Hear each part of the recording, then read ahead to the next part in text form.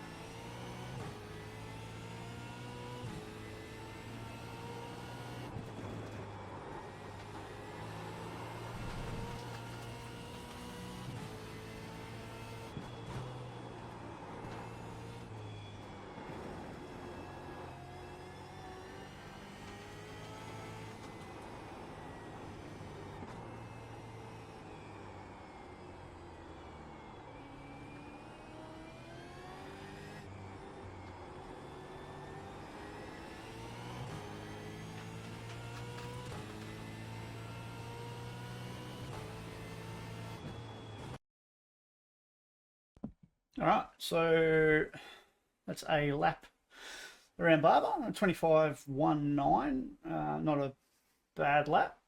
Seeing, I think, Scott Mackey went a little bit quicker. I think he did a 1-1 or something like that. But yeah, it's a really good banker lap, and a good one to be able to go through some data on. So certainly,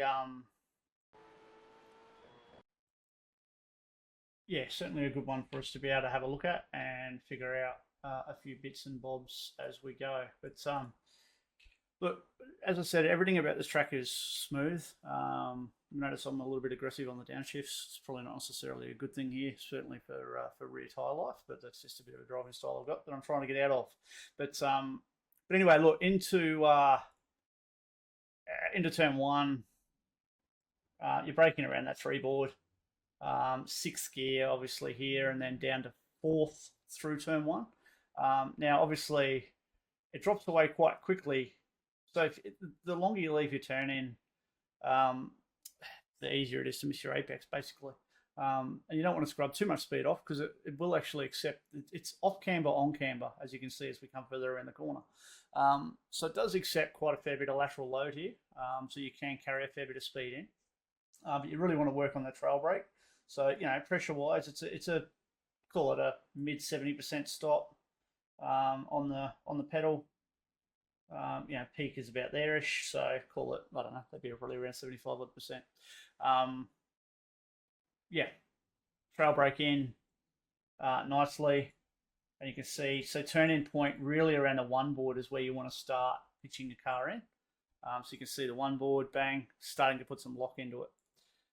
You definitely then want to, as I said, trail brake a long way into the corner, It feels like you're constantly chasing apex here. And look, let's face it, I missed it by a smidge, but that little bit there does have an impact. So if you can be a little bit tighter here, it just helps that exit a little bit more. But you can see on the way in, there's a very quick transition, throttle and brake. Okay, as I said, you can see the rubber. Anywhere you can see rubber loaded up, and I know it's at the back end of this server. But yeah, where you can see rubber loaded up is really a good opportunity for you to get back on the throttle as early as possible. So into here, definitely get back on the throttle nice and early. It accepts it. And then once you feel like the car's rotated and you're not heading towards the grass, definitely, back into it hard. You can use a smidge of grass there if you're game, but you will off track obviously, and then it makes it pretty hairy. You've got dirt in the tyres for into here, so it certainly wouldn't use too much more than what we've got there. So yeah, look, fourth gear, like I said, hard on the throttle, and get back to full throttle as soon as you can. Once the car's happy and straight, you're almost back on the brake straight away. Now, different people have got different lines, and that's the beauty of Barber, by the way, is everyone's got a slightly different line and concept on how to get around this track fast. Okay, so just because this is what works for me doesn't necessarily mean it works for everyone else. So try different things. But I like to brake probably a little bit earlier here. So I kind of use the pit exit line over here as a brake marker. So there it is there. And I'll try and hug it fairly tight around here. So down in the third gear pretty early. Not a lot of brake. So after that initial hit, because it is uphill. So after the initial hit, I tend to bleed out and really just trust the front to do its job. And like I said, Jamie's got a pretty pointy dock here. So you can do that. But it's just a small amount of trail brake just to keep the weight on the nose. And then start picking up the throttle. Now, you see I come out of it, into it. I'll probably come out of it again just a little bit in a second. There it is there. So I've just picked up a smidge too much throttle too early, and it's just put a little bit of understeer in the car. So it might not seem much, but that hurts. That does hurt your lap time and hurts the exit. So you can see the car just floats out a bit. There, I'm happy with it. It's turning nice, it's turning nice, it's turning nice, and then it stops turning. So just, it's a flow. You really use almost that line there as your, the line to run. Anyway, back into the throttle as soon as you can. So you see a little safety tap on the brake to get a bit of weight on the nose. I'm just a smidge wide of apex. I'd prefer to be here. But as you can see, the car's just a smidge off. But like I said, some people might run out here. Some people might run up and over. It's really what you're comfortable with and how quickly you can get back on the throttle is the key. So back on the throttle and you get on it pretty bloody hard here. Use that exit curb as best you can, but understand that the grass there is definitely going to upset the car, and you're going to have dramas and issues trying to get up through here without sliding and wheel spinning. So this is a really simple piece of track, but it's actually quite technical and can cost you a lot of time. So again, you want to get as full throttle as you can, run the thing out to the exit. You're up into fourth gear. Now, up to you how you do it. I short shift. Sorry, don't short shift. My apologies. That is, no, I do. There you go. Sorry. So we'll go on board for this. But as we come up and over, so you'll notice, get the steering wheel as straight as you can. Obviously, the straighter the wheel means that you can have throttle in it. It's the same thing everywhere. straighter you got the steering wheel, the sooner you can get on the throttle. So as you come up and over here, you'll notice just a short shift to fifth, and then obviously a little bit of a lift over the rise, and then hard back in the throttle again. So it's not a case of just keep the thing wide open. And don't get me wrong, if you absolutely nail it, maybe you can, but yeah. So you see how to let the car flow to the outside of the track, limited steering lock on it, and you can get back into the full throttle as soon as possible. Now down into here, personal preference, I haven't looked at anyone else's laps or data to see who's doing what. I just hold fifth gear. I find the extra little bit of speed you might get in sixth, and I can show you a lap where I did try sixth. I feel like it doesn't benefit you, and it's an extra downshift, which means more risk of relocking and things like that. So anyway, so I hold fifth into here. Pretty big application, probably around the 80% mark. And you carry that all the way in. It is obviously downhill braking. So, you know, you want to carry it, and you want to keep the car really straight here and try not to turn in too early. It sucks you into wanting to turn in early, but yeah, you want to keep the car as straight as you can, as long as you can, because that means you can brake later, which is effectively, you know, call it what's that, halfway. So call it 3.5 is where you're on the pedal. So into here, again, nice big brake, and trail braking is critical, as it is everywhere. But you can see a lot of pressure. Once I start turning it in, I start feeding off the pedal, but still carrying trail all the way in. Picking up the throttle. So again, you get that transition on throttle. Now I hold a very tight line around here. Again, not necessarily the right line, but that's what I've always done at Barber, is nice and tight. And then again, so you get the steering wheel straight, and you can get back on the throttle earlier. So what I find with this narrower line is that I can get the steering wheel straight there, and you can start feeding the throttle in. The problem with the wider line is the wider you are, the more turning you're doing. So you're putting more load on the tyre. Might be quicker over one lap. Like I said, I haven't tried it, but certainly looking after tyres, I find that the narrow line works. And obviously looking after the rear tyre especially, the better it is. But so again, get the steering wheel nice and straight. There's a couple of bumps up here. So, you know, you're up into, there's first bump. So you've got your first shift done before that. And then the second shift is just after this. So you're into fifth gear here. And sorry, to clarify, previous corner is third gear. But yeah, you're into fifth here. Now, I know it seems like a really small thing, but a lot of people over this bump won't shift early, and you'll end up catching the limiter. Now, in qualifying, that'll be 500ths. Depending how long you're hanging on the limit, could be a 10th. So consider either short shifting on the bump or just before it, or just be lightning quick, because it flares up on the RPM. And if you can get it before it, then it won't, you know, it won't engine limit itself. But yeah, up into fifth gear there. Now you do I grab sixth here. Important bit to this corner is getting the car nice and tight on the line. You don't want to be catching grass. Obviously you're going to have a nice little Scandinavian wobble on the way in, but yeah, nice and tight on the line. Sixth gear, and then basically around just before the two board. So it's probably around that 2.5, thereabouts, 2.39. But yeah, so nice and hard on the brake. It's a decent stop. It's a fairly decent peak pressure. Again, probably around 80 odd %. And you want to scrub it off early because you want to clear the brake to get the car rotating. You know, so down here is down to fourth on the way in, and then third. Once I know the car's sort of settled in the rear, because it is a fairly aggressive fourth to third shift here, I find, so you got to get your blip right. Otherwise, you lock the rear and have a bit of escape. But once I'm comfortable with the turn in and how the car's settled, straight into third gear, and I carry third through this whole section.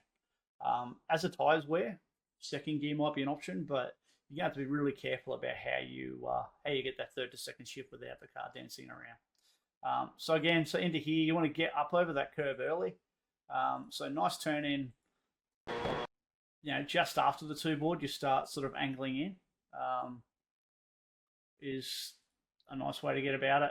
You want to get the car rotated. You want to get the car up over the curb. Again, once you're happy with the rotation, you can then clear the brake pedal.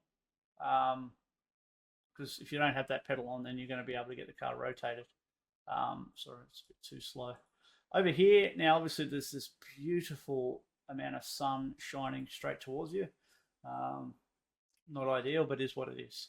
So you want to get here as straight as possible. So what you don't want is, you don't want to be out here trying to turn back. You don't want to be in here trying to turn that way, okay? You want to try and straight line where the car settles is pretty much the direction you want to shoot at. Because everything's so undulated here, you're going to have if you're trying to turn left or right, the car's just not going to react and respond well. So you want the car nice and square on the nose.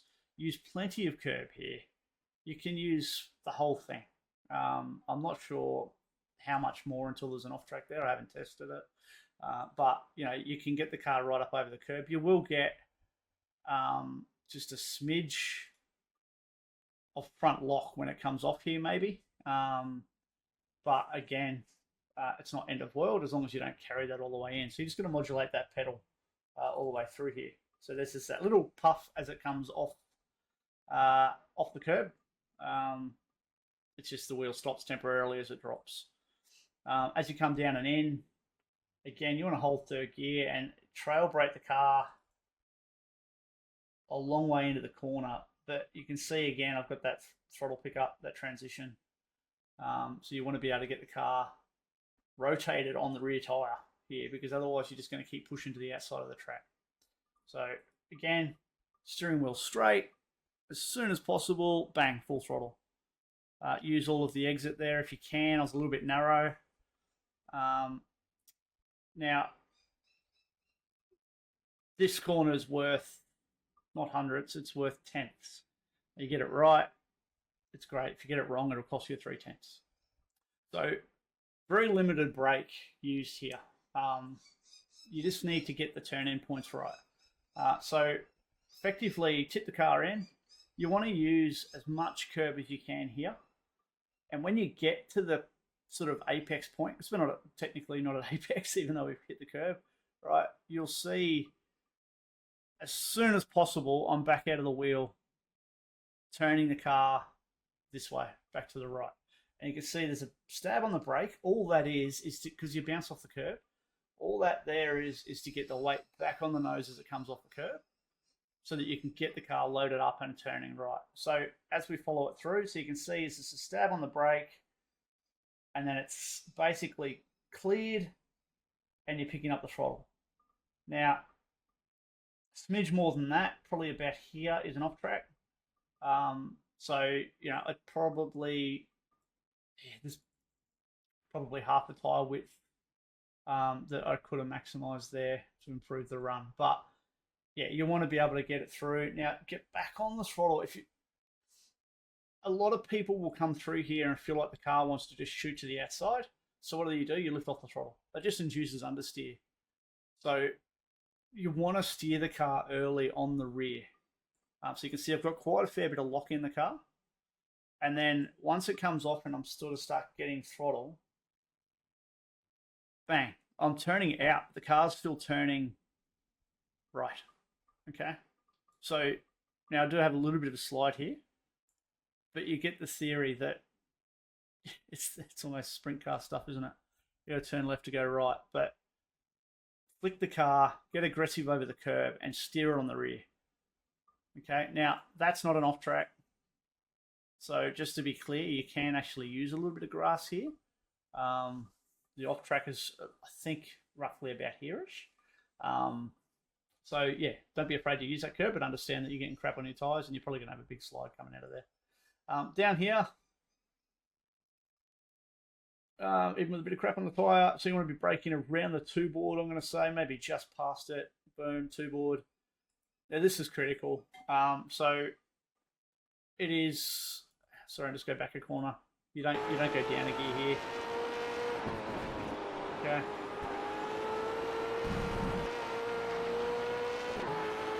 So you're up into 6th here. So you carry 5th through that previous section, and like I said, it's 3rd gear a couple corners back.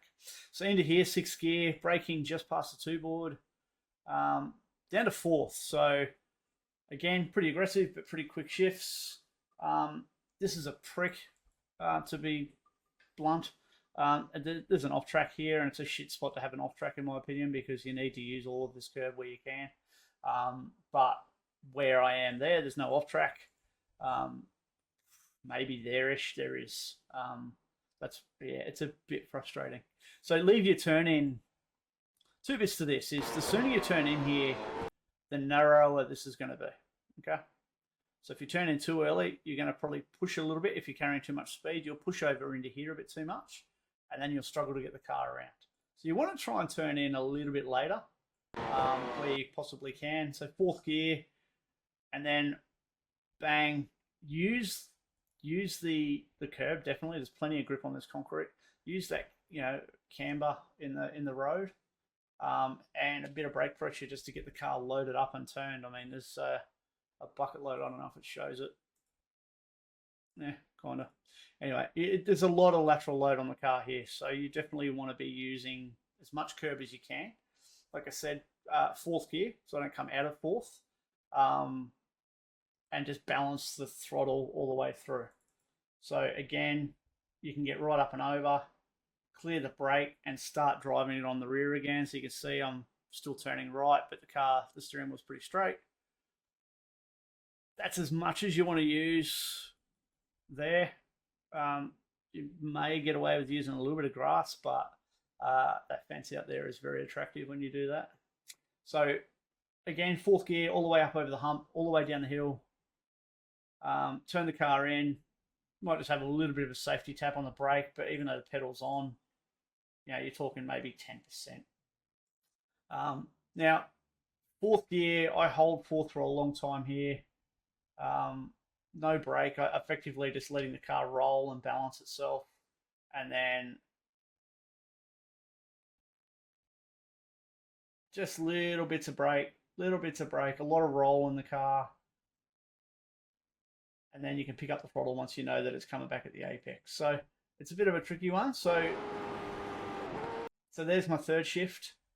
I'm just outside of that 2nd track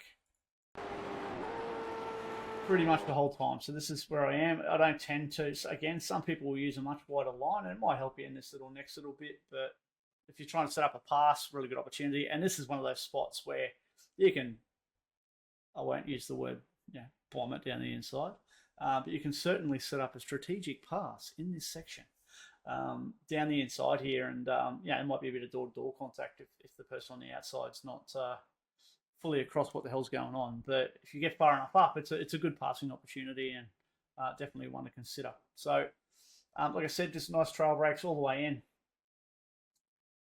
and then keep the car pretty square here. So it's 3rd gear, no 2nd gear here, so don't use 2nd anywhere on this track. Keep it nice and tight.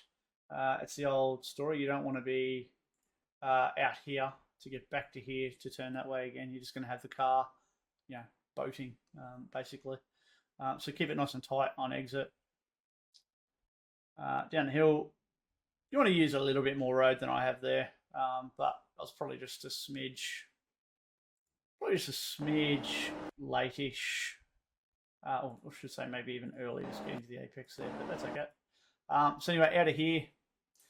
Now some people will upshift and use 4th here. I think it's a good strat. But just understand it, in 4th gear, you're probably going to induce a little bit more understeer. So I tend to use 3rd with a quick shift on exit. But you can't, this is one of the corners I was talking about at the start of this video, a whole 24 minutes ago, that too much throttle will induce understeer quickly. This is a corner that it does it because it's actually quite off camber on exit. So you want to let the car roll. So once you've got the car turned in and you're happy with it, so the car's rotating nicely, I'm happy, yep, cool, bang, I'll start picking up throttle, but then it's just balancing the throttle based on what the front's doing. Once I know that it's rotated and I can get the thing through, cool, snap the throttle, open it up, away you go. crack fourth gear as quickly as you possibly can, and that's what a lap looks like. So what we'll do, I'll just quickly play this through, but from the outside of the car. But look, that's a lap of Barber. It's a patience track. It is a flow track. You can easily cook your tyres around here with front locking. Definitely cook your tyres with front locking. So you need to look after the car. You need to drive smart. I think, yeah, watching, I haven't been really obviously racing as much, but watching some of the racing that's been going on, there's a lot of drivers getting quite aggressive early on the tyre, and that's something you've got to be very mindful of because it hurts you later in the stint.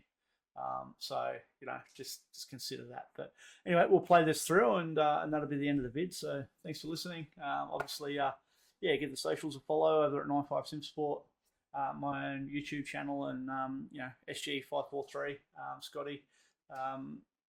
Filling in for him this week, and hopefully next week he's back on doing the track maps for y'all. But yeah, so give his YouTube and Facebook page a like as well, guys, and I appreciate it, and good luck. And here's the final lap.